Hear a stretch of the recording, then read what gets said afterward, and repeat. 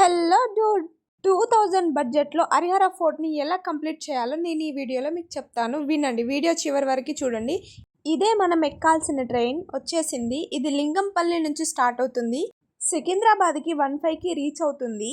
దీని ticket cost వచ్చేసి 385. పెద్ద బ్యాగ్ రెయిన్ కోట్ ఫుల్ వర్షం వస్తుంది ఆ రోజైతే.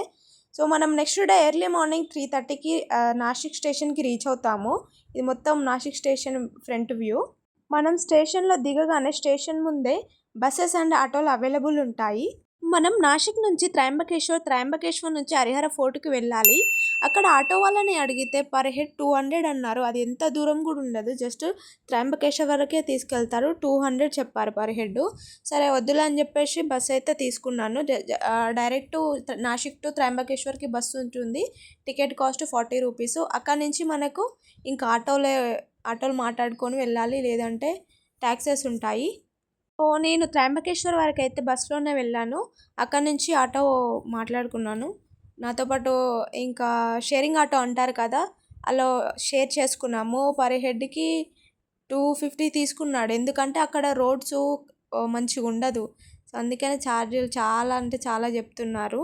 సో వెళ్ళిన రోజైతే ఫుల్ వర్షం. చూడండి వీడియోలో కనిపిస్తుంది కదా, గ్రీనరీ, ఆ వర్షం మొత్తం ఈ సీజన్లో లాషీగా ఉంటుంది మొత్తం ల్యాండ్ అంతా. అండ్ రోడ్లు మాత్రం చాలా చండాలంగా ఉన్నాయి.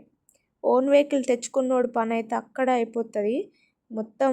కొన్ని ప్లేసెస్లో ఏమవుతుందంటే అక్కడ స్కామ్ జరుగుతుంది అంటే ఏదో ఒకటి టైర్ పంచర్ అవ్వడం కోసం అక్కడ ఉన్న వాళ్ళు ఆ రోడ్ పైన ఏదన్నా విసిరేయడం, దాన్ని మనం చూడకుండా డ్రైవ్ చేసుకుంటూ వెళ్ళిపోతాం, టైర్ పంచర్ అవుతుంది.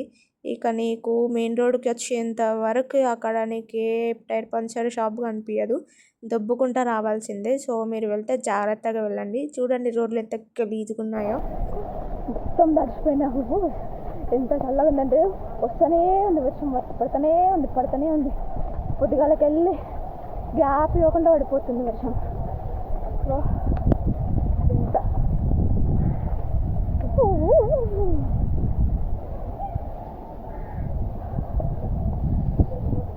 ఇంత వర్షంలో కూడా ఎంత జనాలు వచ్చారు, వస్తూనే ఉన్నారు. అది అక్కడ పార్కింగ్ అనిపిస్తుంది, అది పార్కింగ్. పర్ హెడ్కి 30 రూపీస్, చెక్ పోస్ట్ దగ్గర 30 రూపీస్ తీసుకున్నారు. అండ్ ఏమైనా వెహికల్స్ ఉన్నాయనుకోండి, వెహికల్స్కి 30 రూపీస్ పార్కింగ్ ఛార్జ్. ఆడ 30, ఈడ 30.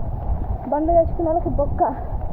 ఇక్కడికి రావాలంటే త్రయంబకేశ్వర్ నుంచి ఆటోస్ ఉన్నాయి, ఆటోస్ తీసుకొస్తాయి.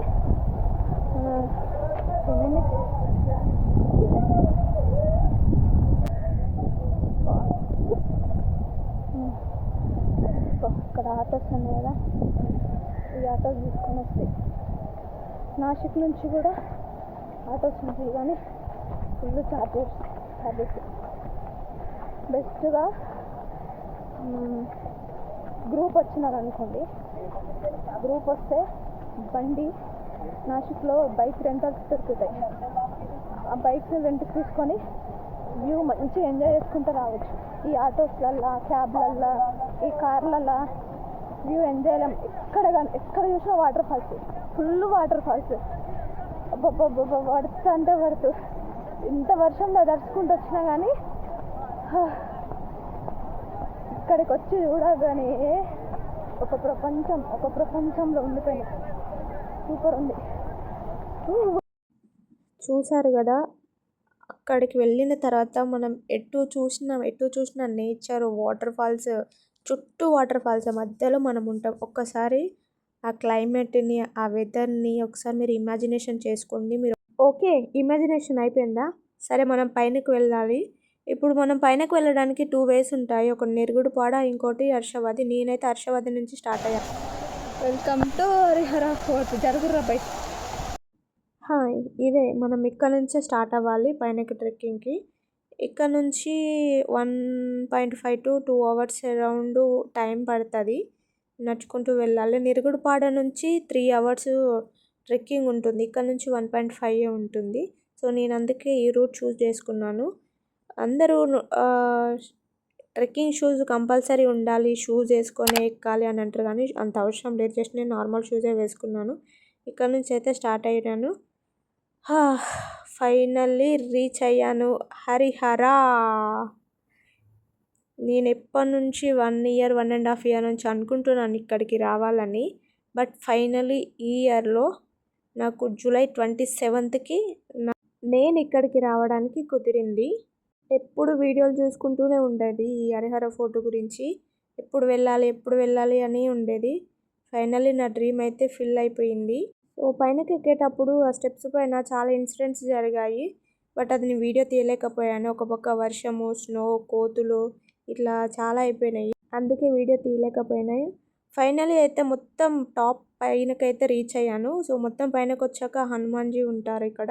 హనుమాన్జీ అండ్ శివజీ ఉంటారు. పైన వీడియో తీద్దామంటే మొత్తం ఏం కనిపించలేదు. మొత్తం స్నో వర్షం అదే. నా ఫోన్లో ఏం రాలేదు, అందుకే తీయలేదు. సో ఇది పైన దర్శనం చేసుకొని కిందికి వెళ్తున్నప్పుడు తీసాను.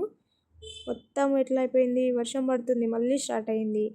నేను ఆ రెయిన్ కోట్ తీసి ఒక ఫోటో దిగదామంటే ఎంత చలి ఉడుతుందంటే అంత చలి, ఎంత గాలి వస్తుంది. స్టెప్స్ ఎక్కుతున్నప్పుడు కూడా ఫుల్ గాలి, వర్షం ఇట్లా నెట్టేస్తుంది. ఓకే, మీరు కనుక ఇక్కడికి వస్తే మీకు ధైర్యం ఉంటేనే ఆ స్టెప్స్ ఎక్కండి. లేదంటే కిందనే కూర్చొని ఒక ఫోటో తీసుకొని అక్కడనే వ్యూ చూసి ఎంజాయ్ చేసి వెళ్ళిపోండి. ఎందుకంటే ఆ స్టెప్స్ నార్మల్ స్టెప్స్ లాగా ఉండదు, ఇట్లా 80 డిగ్రీ వర్టికల్ ఆ షేప్లో ఉంటుంది. అండ్ హైట్ కూడా ఆ కొండ హైటు 3600+ ఫీట్ హైట్ ఉంటుంది, అంటే దాదాపు సీ లెవెల్లో.